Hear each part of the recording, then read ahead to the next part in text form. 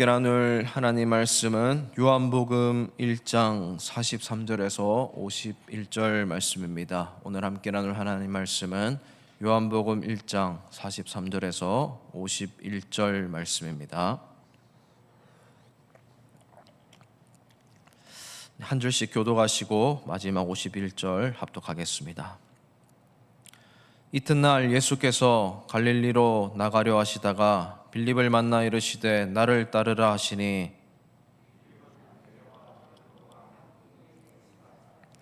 빌립이 나다나엘을 찾아 이르되 모세가 율법에 기록하였고 여러 선지자가 기록한 그 일을 우리가 만났으니 요셉의 아들 나사렛 예수니라.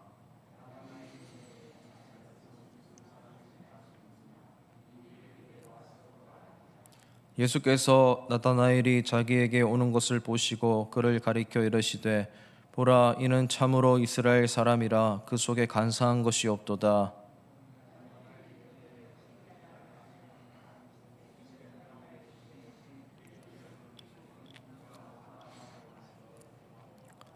나다나엘이 대답하되 랍비여, 당신은 하나님의 아들이시요 당신은 이스라엘의 임금이로소이다.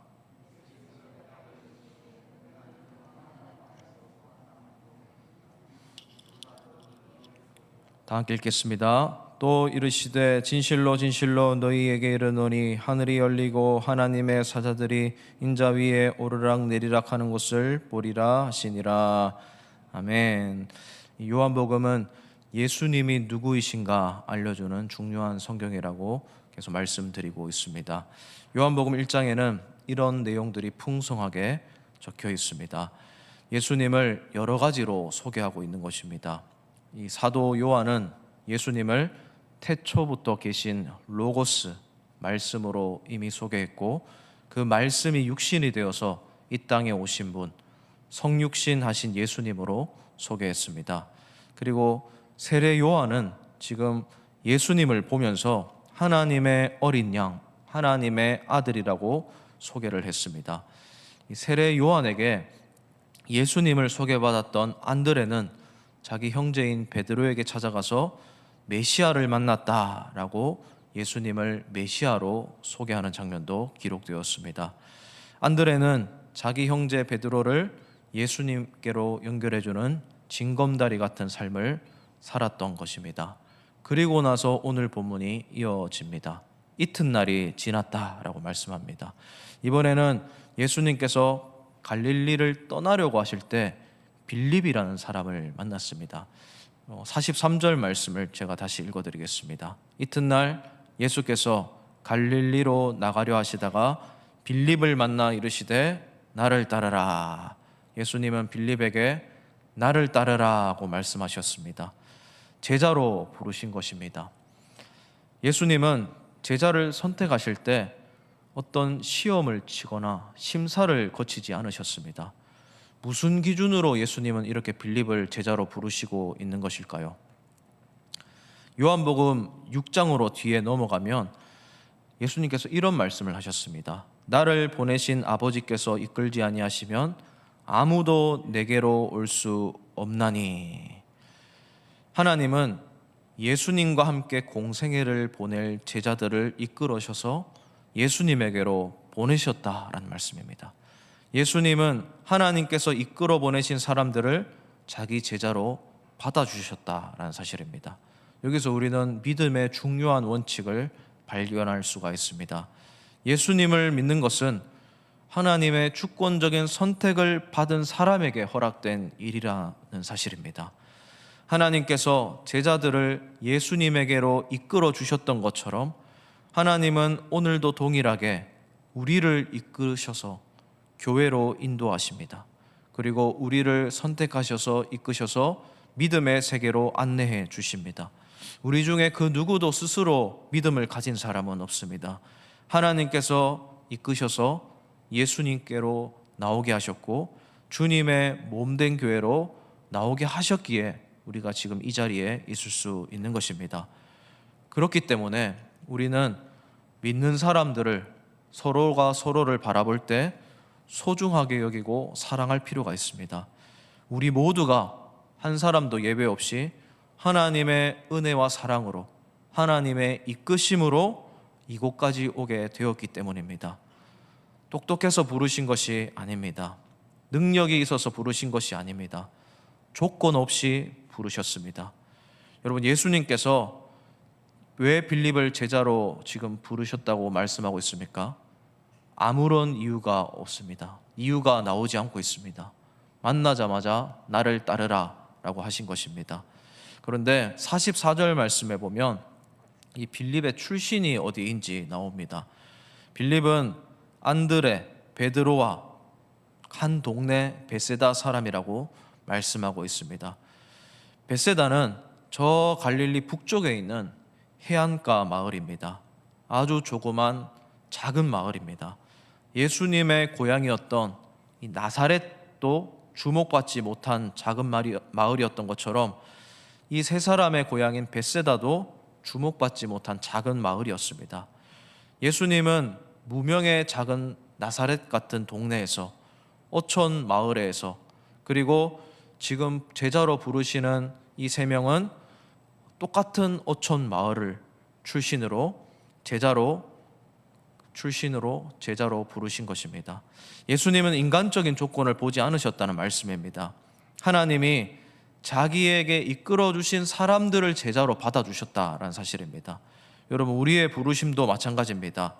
하나님께서 우리를 예수님께로 이끄셔서 우리가 이 자리에 있는 것은 우리가 어떠한 대단한 능력이 있어서도 아니고 대단한 출신이어서도 아니라는 사실을 꼭 기억할 필요가 있습니다. 그래서 서로 이해하고 포용해주고 사랑해주고 존중할 필요가 있습니다. 우리가 이곳에 온 것은 순전히 다 하나님의 은혜로 이 자리에 부름받았다는 사실을 기억해야 한다는 것입니다. 나도 은혜를 받았듯이 다른 분도 은혜와 사랑만으로 이 자리에 왔다는 사실을 알기 때문에 사랑하고 존중할 수밖에 없는 것입니다. 다르다고 틀리다고 생각해서는 안 되는 것입니다. 안드레가 예수님을 만나고 형제 베드로를 찾아갔듯이 빌립은 이렇게 예수님을 만나고 나서 자신의 절친인 나다나엘을 찾아갑니다. 그래서 45절 말씀에 빌립이 나다나엘을 찾아가는 장면이 나옵니다. 우리 다 같이 45절 말씀을 다시 한번 읽어보도록 하겠습니다. 빌립이 나다나엘을 찾아 이르되 모세가 율법에 기록하였고 여러 선지자가 기록한 그 일을 우리가 만났으니 요셉의 아들 나사렛 예수니라. 아멘. 여기서 이 빌립이 모세와 선지자가 기록한 그 내용을 언급하고 있습니다. 구약 성경을 언급하고 있는데 구약 성경에서 예언했던 그 메시아를 만났다라고 말씀하고 있는 겁니다. 그런데 그 메시아가 요셉의 아들이고 심지어 나사렛 출신이라고 말씀하고 있는 겁니다. 이 말을 굳이 하는 것을 봤을 때 빌립은 나다나엘에게 이 말을 전하긴 하지만 이미 약간 큰 충격을 받았다는 사실을 알 수가 있습니다. 구약에서 말했던 그 메시아가 로마의 왕가에서 나타난 후손도 아니고 유력한 다윗의 가문 후손도 아니고 다윗의 가문에서도 가장 변방에 사는 나사렛에 사는 무명의 목수의 아들이었더라, 이렇게 말을 하고 있는 것입니다. 그래도 빌립은 예수님을 직접 만나보고 나서 예수님이 메시아임을 알고 믿게 되었습니다. 그래서 지금 그런 출신까지 언급하면서도 메시아를 만났다라면서 예수님을 소개하고 있는 것입니다. 그리고 나다나엘은 이 말을 듣고 인간적으로 납득이 가는 반응을 보입니다. 46절 말씀에 보면 나다나엘이 이렇게 말을 합니다. 나사렛에서 무슨 선한 것이 날 수 있느냐, 이렇게 대답을 하고 반응을 합니다. 나사렛에서는 메시아가 나타날 수 없다라는 그런 의미입니다. 개천에서 요즘에는 용이 안 난다, 그런 의미입니다. 나는 나사렛에서 태어나고 자랐다는 그 예수님을 믿을 수 없다는 말입니다. 굉장히 상식적이고 합리적인 의심을 하고 있습니다. 그리고 나다나엘은 구약 성경을 매우 잘 알고 있었던 사람이었습니다. 다윗의 후손으로 오는 메시아는 다윗의 고향인 베들레헴에서 태어나야 된다는 사실을 미가서라는 선지서를 통해서 이미 알고 있었습니다. 그래서 나사렛 출신이라는 것을 언급했을 때 거기서는 메시아가 나타날 수 없다라고 알고 있었던 겁니다. 예수님 시대에 나사렛은 멸시받고 천대받던 마을이었습니다. 나사렛 출신이라고 하면 사람들이 은연중에 무시하는 그런 마을이었습니다. 그런데 나다나엘이 모르는 선입견이 한 가지가 있었습니다. 예수님은 나사렛 사람이긴 합니다. 하지만 출생은 거기서 하지 않으셨습니다. 예수님의 출생의 비밀을 지금 모르고 있는 것입니다. 예수님은 베들레헴에서 태어나셨습니다. 안드레와 베드로가 벳세다 출신이지만 가버나움에서 터전을 옮겨서 살고 있듯이 예수님도 베들레헴에서 태어나셨지만 부모님의 거주지인 나사렛에서 지금 살고 있으신 것입니다. 나다나엘도 갈릴리 출신이지만 지금 여기에 있는 것과 같은 것입니다. 이런 나다나엘의 모습을 통해서 두 가지를 알 수가 있습니다. 이 나다나엘의 고백은 이런 의미가 있습니다. 나는 성경에서 말하는 메시아가 아니면 절대로 믿을 수 없다라는 고백입니다. 아무리 친한 사람이 나한테 말을 해주지만 성경대로 말하지 않으면 나는 절대로 믿지 않겠다. 성경 중심의 신앙을 갖고 있다는 사실을 알 수 있습니다. 굉장히 유익한 신앙의 모습입니다.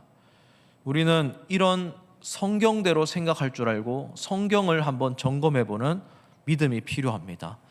요즘에 신천지가 정치적으로도 굉장히 영향력을 끼치고 있지만 교회 안에도 의외로 많이 지금도 침투해 오고 있습니다. 이 신천지 이단에 빠진 사람들의 특징 중에 한 가지가 그들이 선포하는 내용을 성경적으로 점검해보지 않았다는 겁니다. 고민해보고 의심하지 않는다는 겁니다. 친한 사람이 혹은 마음이 가는 사람이 소개해 준 것을 그냥 무조건 따라가고 무조건 믿는다라는 특징이 있습니다. 또 거기 가서 잘해주기도 하고 좋은 정보를 제공해주기도 하니까 교리가 옳고 그름을 떠나서 그냥 받아들이고 의심하지 않습니다. 여러분, 그런 우리에게 이단들이 득세하는 이 시대에 나다나엘과 같은 합리적인 의심을 통한 믿음이 굉장히 필요합니다. 친구를 통해서, 아는 사람을 통해서 오는 것도 중요하지만 더 중요한 것이 있다라는 겁니다. 정말 저기서 말하는 예수가 나의 구원자가 되실 수 있는 분인가? 정말 이분이 성경에서 말한 메시아가 맞는가? 나에게 정말 필요한 구세주인가? 합리적인 질문과 의심을 통해서 확고하고 확실한 믿음을 가질 필요가 있는 것입니다. 왜냐하면 예수님을 제대로 믿어야 구원을 받을 수 있기 때문입니다. 그래서 요한복음 1장에서 예수님을 그렇게 소개하고 있는 것입니다. 계속 예수님에 대해서 정체를 소상하게 밝히고 있는 것입니다. 하나님이시고 창조주이시고 구원자이신 예수님, 하나님의 어린 양이신 예수님, 그 예수 그리스도를 믿음으로 내 죄가 용서받고 구원받는다는 것을 믿어야 내가 구원받는 것입니다. 이런 믿음을 가지기 위해서는 합리적인 의심, 성경을 점검하는 믿음이 필요한 것입니다. 그리고 나다나엘은 그런 성경 중심의 인물이기도 했지만 두 번째로 약간 부정적인 관점에서 볼 수 있는 건데, 나다나엘이 선입견을 가지고 있었다는 것입니다. 예수님이 베들레헴에서 태어난 것도 아니고 수도에서 예루살렘에서 살아가는 것도 아니고 시골 마을 무명 출신이라는 것을 나다나엘은 마음이 걸려했던 것입니다. 그리고 나다나엘은 몰랐습니다. 예수님이 베들레헴에서 태어나셨다는 사실을 몰랐습니다. 그래서 나다나엘이 나사렛 출신일 뿐이라고만 생각하고 있었던 겁니다. 하나는 알고 둘은 모르는 것입니다. 이런 선입견, 자기가 알고 보고 들었다는 것만 진짜라고 생각하는 이 선입견과 착각이 나다나엘로 하여금 예수님을 지금 한번 거부하는 그런 마음을 보이고 있는 것입니다. 오늘 우리들 중에도 이런 분들이 있습니다. 예수님에 대한 선입견 때문에 구원자이신 예수님을 거부하는 일들이 있습니다. 예수님을 마치 다른 사람들이 말하는 것처럼 세계의 4대 성인과 같은 그런 분으로만 생각하는 분들이 있습니다. 그리고 종교는 어차피 다 똑같은 것이라고 생각하는 분들도 있습니다. 꼭 예수님을 믿어야만 구원받는 것이 아니라고 생각하는 분들도 있습니다. 착하게 살거나 좋은 일을 많이 해야지 천국에 갈 수 있다라고 생각하는 분들이 있습니다. 역사적인 예수로만 알고 있는 분들이 있습니다. 마치 나다나엘이 예수님을 나사렛 예수로만 알고 있는 것처럼 역사적인 예수로만 알고 있는 것입니다. 빌립은 나다나엘을 말과 논리로 더 이상 설득할 수 없음을 알고 그의 대답을 듣고 이렇게 말을 합니다. 그래서 46절 마지막 부분에 와서 보라 라고 말을 하고 있는 것입니다. 뭘 설명을 하거나 대꾸를 하지 않고 와서 만나보라는 것입니다. 너가 와서 보면 분명히 믿게 될 것이고 예수님을 알게 될 것이다 라는 확신에 찬 대답입니다. 나다나엘은 이 와서 보라는 빌립의 말을 듣고 예수님에게 찾아갑니다. 예수님이 나다나엘에게 이렇게 말을 합니다. 이 47절 말씀에 예수님이 나다나엘이 온 것을 보고 나다나엘에게 한 말씀이 적혀 있습니다. 우리 다 같이 47절 말씀을 함께 읽어보겠습니다. 예수께서 나다나엘이 자기에게 오는 것을 보시고 그를 가리켜 이르시되 보라, 이는 참으로 이스라엘 사람이라 그 속에 간사한 것이 없도다. 아멘. 나다나엘을 처음 만났는데 어떻게 보면 좀 엉뚱한 말씀을 하시는 것 같습니다. 이스라엘 사람이라 라고 말을 합니다. 간사한 것이 없도다 라고 말을 합니다. 이스라엘이라는 이 국가명은 사실 한 사람의 이름이었습니다. 야곱의 계명한 이름입니다. 이스라엘 백성들의 조상 중에 야곱이라는 사람이 나중에 이스라엘로 이름을 계명했지 않습니까? 이스라엘은 야곱의 이름이기도 하지만 동시에 이스라엘 민족을 가리키는 명칭이기도 하고 나라를 가리키는 국명이기도 합니다. 여러분, 야곱이 누구입니까? 야곱은 이름의 뜻이 속이는 사람이라는 의미가 있습니다. 그 이름 그대로 아주 간사한 인생을 살았던 사람입니다. 이스라엘이란 나라, 이스라엘이란 민족 역시 마찬가지입니다. 늘 하나님의 사랑을 그렇게 많이 받았으면서도 두 마음을 품고 하나님과 세상을 함께 겸하여 섬기고 살아가면서 여기 갔다가 저기 갔다가 간사한 인생을 살았던 자들이 바로 이스라엘 민족들입니다. 그런데 예수님은 나다나엘을 보시고 간사함이 없다, 참 이스라엘 사람이다 라고 칭찬을 하고 있습니다. 이 말씀이 왜 예수님이 이 세상에 오셨는가를 밝혀주는 말씀입니다. 예수님은 마음이 간사해서 늘 하나님과 세상을 오락가락하는 그런 이스라엘 사람들에게 간사함이 전혀 없는 참 이스라엘, 새 이스라엘로 재창조하기 위해 오셨다는 사실을 지금 말씀하고 있는 것입니다. 나다나엘에게 이렇게 말씀하시는 것은 나다나엘을 보니까 예수님을 통해 창조될 참 이스라엘의 모범이란 사실을 알려주고 있는 것입니다. 예수님은 나다나엘이 참 유대인이고 참 이스라엘 백성이고 그리고 이런 사람을 통해서 새로운 이스라엘, 영적인 완전한 이스라엘로 재창조될 것을 아셨던 것입니다. 제자로 삼아서 그 제자가 예수님의 진리를 전할 때 이스라엘이 이제는 간사함이 전혀 없는 하나님을 민족이 될 것이라는 확신이 있으셨던 것입니다. 예수님은 이것을 어떻게 아셨을까요? 나다나엘도 궁금했습니다. 나를 보고 그렇게 대단하게 평가하시다니 궁금했습니다. 그래서 나다나엘이 그 대답을 듣고 묻습니다. 우리 다 같이 48절 말씀을 함께 읽어보도록 하겠습니다. 나다나엘이 이르되 빌립이 너를 부르기 전에 내가 무화과 나무 아래에 있을 때 보았노라. 아멘. 예수께서 대답하십니다. 빌립이 너를 부르기 전에 내가 무화과 나무 아래에 있을 때 내가 이미 너를 보았기 때문에 알았다라는 겁니다. 이 무화과 나무 아래에 있다라는 것은 관용적인 표현입니다. 랍비들이 토라를 묵상할 때 무화과 나무 아래에서 율법을 연구했던 적이 많이 있습니다.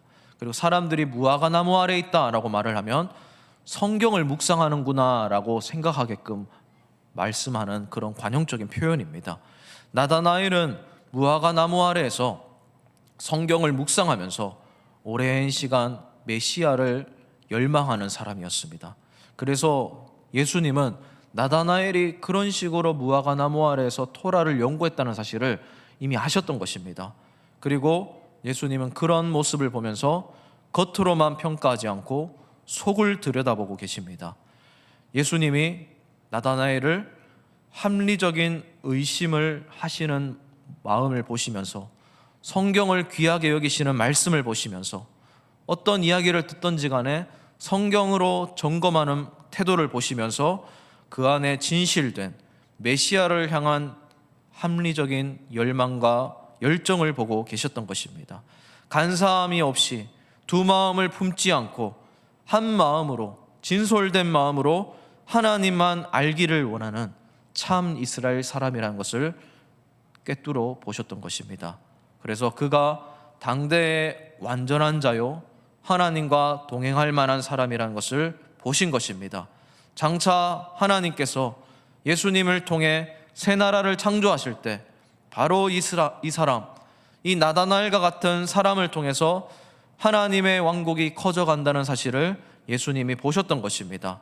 그래서 자기의 이런 진실된 마음을 알아봐 준 예수님을 보고 나다나엘이 깜짝 놀라면서 감격해하면서 신앙 고백을 하게 됩니다. 그래서 49절 말씀에 나다나엘이 이렇게 고백하는 겁니다. 라삐여, 당신은 하나님의 아들이요 당신은 이스라엘의 임금이로소이다. 나를 알아봐주는 사람, 내 가치를 인정해주는 사람에게 이렇게 고백을 하고 있는 것입니다. 하나님의 아들이라는 고백은 원래 자기의 스승인 세례 요한이 이미 먼저 했던 고백입니다. 그래서 스승에게 듣고 배웠던 이야기가 사실이라는 것을 확인하게 된 것입니다. 당신이 하나님의 아들이라는 것을 말했던 내 스승님의 말이 맞군요. 그렇게 인정하는 고백입니다. 그리고 나다나엘은 예수님을 이스라엘의 임금님으로 오신 분이라고 고백하고 있습니다. 이스라엘의 왕, 이스라엘의 구원자라는 그런 의미입니다. 예수님은 구약에서 예언한 대로 오신 이스라엘의 왕, 이스라엘을 구원하기 위해 오신 메시아라는 것을 나다나엘이 믿고 고백하고 있는 중입니다. 여러분, 이 고백은 굉장히 중요한 고백입니다.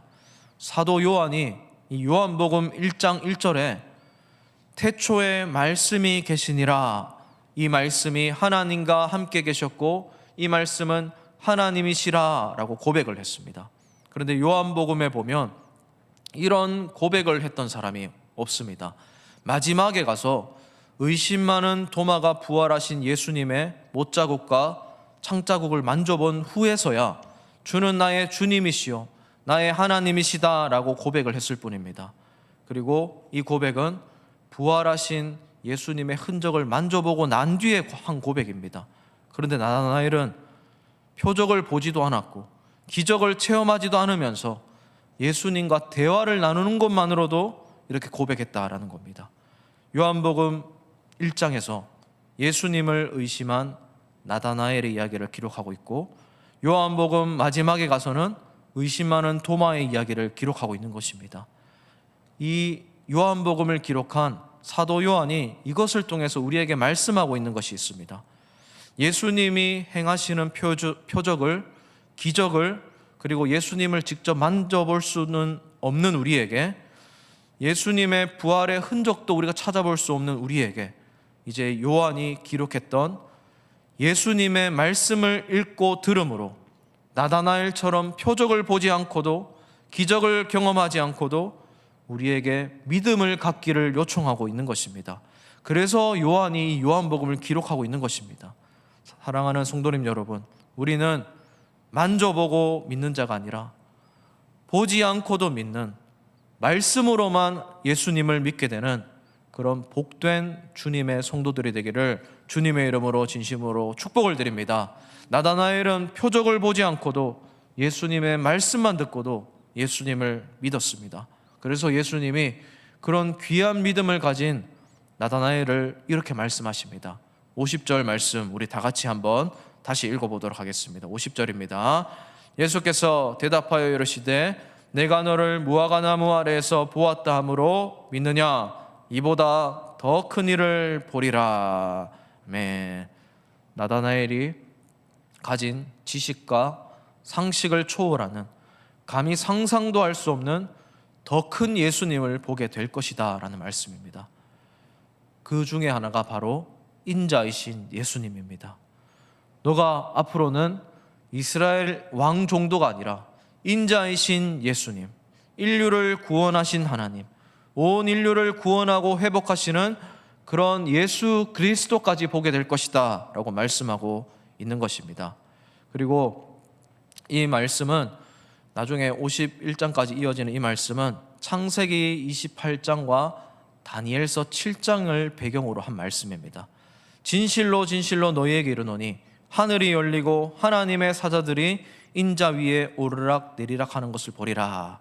이 말씀을 딱 읽으면 야곱이 생각나게 되어 있습니다. 유대인들은 에서를 피해서 삼촌 집에 가다가 길에서 잠이 든 야곱, 잠을 청하고 있는데 꿈을 꾸는데 하늘과 땅을 잇는 사닥다리가 내려오고 있고 천사들이 그 위를 오르락 내리락 하는 것을 야곱이 보았습니다. 그리고 그때 하나님이 나타나셔서 야곱에게 말씀하셨습니다. 내가 너와 너의 후손에게 이 땅을 주겠다. 너가 다시는 이곳에 반드시 돌아오게 될 것이고 이 땅을 너와 너의 후손이 차지하게 될 것이다 라고 하나님의 말씀을 듣고 야곱이 깨어났던 적이 있습니다. 그래서 야곱이 그때 깨달았습니다. 아, 하나님이 여기에도 계시는구나. 하나님이 내가 고독하고 외로울 때도, 염려가 가득할 때도 변함없이 나를 지키고 계시는구나. 그것을 깨닫고 그 꿈꾼 곳에 돌단을 쌓고 베델이라고 이름을 지었습니다. 하나님의 집이라는 뜻입니다. 그런데 예수님이 그때 그 상황을 지금 말씀하고 있는 것입니다. 하늘이 열리고 라는 말을 더 추가하면서 28장에서는 천사들이 오르락 내리락 한다라는 창세기의 말씀만 기록되었지만 오늘 말씀만 보면 인자 위에 오르락 내리락 한다라고 지금 51절에서 말씀하고 있는 것입니다. 이 인자는 다니엘서에 나오는 인자를 말씀하는 겁니다. 인자이신 예수님이 하늘과 땅, 하나님과 인간을 연결하는 사닥다리가 된다는 의미에서 말씀하고 있는 겁니다. 예수님을 이스라엘의 왕 정도로, 이스라엘이라는 나라를 구원하는 정도로 믿었던 나다나엘이 이제는 예수님이 온 인류를 구원하는 인자이신 사닥다리, 우리에게 영생의 길로 인도하시는 사닥다리, 온 인류의 메시아가 된다는 것까지 너가 체험하고 보고 겪게 될 것이다 라고 말씀하고 있는 것입니다. 인자이신 예수님이 사닥다리를 타고 내려오셔서 새 성전이 되시고 정말 진짜 베델이 되게 할 것이다, 하나님의 집이 되게 할 것이다 라고 말씀해 주셨던 것입니다. 이스라엘 민족만이 아니라 온 인류가, 모든 인간이 이 예수님을 통해서 하나님과의 관계가 회복되고 구원받게 될 것이라는 것을 보게 될 것이다 라고 말씀하고 있는 겁니다. 정말 그런 일이 훗날 일어나게 되었습니다. 나다나엘의 고향이 갈릴리입니다. 그런데 갈릴리 지역 중에서도 가나 출신입니다. 이 가나에서 나중에 어떤 일이 일어났습니까? 예수님의 첫 번째 표적이 바로 물을 포도주로 바꾸신 사건입니다. 그 일이 바로 가나 혼인잔치에서 일어난 일입니다. 나다나엘은 자신의 고향에서 예수님께서 행하신 첫 번째 표적을 눈으로 목격하게 되었습니다. 물로 포도주를 만드신 예수님을 보면서 슬픔의 잔치를 기쁨의 잔치로 변환시키는 예수님을 만나게 되었던 것입니다. 사망의 음침한 골짜기 같은 인생을 에덴 동산으로 회복시키는 것을 계속해서 경험하게 됩니다. 그리고 나중에 왕의 신하의 아들을 거쳐주신 두 번째 표적도 가나에서 일어나게 되는데 나다나엘은 이것을 통해서 예수님이 인간에게 생명을 주시고 영생을 주실 구원자라는 사실도 체험하게 되었습니다. 나다나엘은 예수님과 함께 있으면서 이런 일들을 수도 없이 경험하게 됩니다. 나다나엘의 지금 있는 생각보다, 지금 가진 선입견보다 훨씬 크고 놀라운 예수님을 경험하게 되는 것입니다. 그래서 더 큰 일들을 보게 되리라 라고 말씀하고 있는 겁니다. 더 큰 일들이라고 복수 형태로 표현하고 있는 것입니다. 나다나엘은 예수님과 함께하는 동안 이런 큰 일들을 보게 되었고, 예수님의 죽음과 부활과 승천을 경험하게 되면서 더 큰 일까지 경험하게 되는 것입니다. 이분이 이스라엘의 임금일 뿐만 아니라 온 인류를 구원한 인자, 메시아라는 사실을 알게 되는 것입니다. 나다나엘이 처음에는 예수님을 의심했습니다. 그런데 합리적인 의심과 선입견 때문에 나사렛 예수라는 선입견을 가지고 예수님을 업신여기다가 나중에 예수님을 믿게 되었고, 예수님을 임금으로 고백하게 되었고, 그 후에는 더 큰 일들, 크고 놀랍고 비밀한 일들까지 경험하게 되었던 것입니다. 예수님이 에덴 동산을 회복시키시고, 기쁨을 회복시키시고, 죽은 자도 살리시고 영생을 주시는 분이라는 사실을 나다나엘이 체험하게 되는 것입니다. 요한복음을 기록하고 있는 요한이 강조하고 있는 부분이 바로 이 부분입니다. 여러분, 우리는 보면 믿겠다고 합니다. 그런데 예수님은 와서 보고 나서 믿고, 그리고 믿고 나서 보게 될 것이라고 말씀합니다. 우리가 예수님을 믿으면 믿고 나서야 예수님이 우리를 얼마나 사랑하는지 우리는 보게 됩니다. 우리가 예수님을 믿고 나야지 하나님이 우리를 위해 지금도 열심을 가지고 일한다는 사실을 보게 되는 것입니다. 그러니까 순서가 잘못되었습니다. 보고 믿는 것이 아니라 믿으면 보게 되는 것입니다. 기적을 보고 기도하는 것이 아니라 기도하면 기적을 보게 되는 것입니다. 하나님을 믿고 하나님을 알게 되는 것이 아니라 하나님을 믿는 순간 하나님이 자연적으로 내 마음속에 들어오게 되는 것입니다. 하나님을 체험하고 만져보고 하나님의 흔적을 내가 찾아내야지 하나님을 알게 되는 것이 아니라 하나님을 믿으면 하나님과 하나가 되는 것입니다. 사랑하는 성도님 여러분, 우리가 예수님을 제대로 믿게 되면 볼 수 있고 보게 될 것입니다. 예수님이 우리 인생의 사닥다리가 되신다는 사실을 알게 되는 것입니다. 믿고 기도하면 물이 포도주가 되는 우리의 인생이 보이게 됩니다. 나의 슬픔이 기쁨으로 변화되게 되고, 나의 아픔이 기쁨으로 변화되게 되고, 나의 염려도 감사로 변화되게 되는 그런 내 마음의 에덴 동산이 회복되게 되는 것입니다. 그래서 예수님을 믿어야 하는 것입니다. 예수님을 믿게 되면 이것을 보게 되는 것입니다. 이 믿음, 나중에 더 큰 일들까지 보게 되는 이 믿음의 축복, 우리 모두가 누리게 되시기를 주님의 이름으로 진심으로 축복을 드립니다. 이 시간 우리 자리에서 일어나서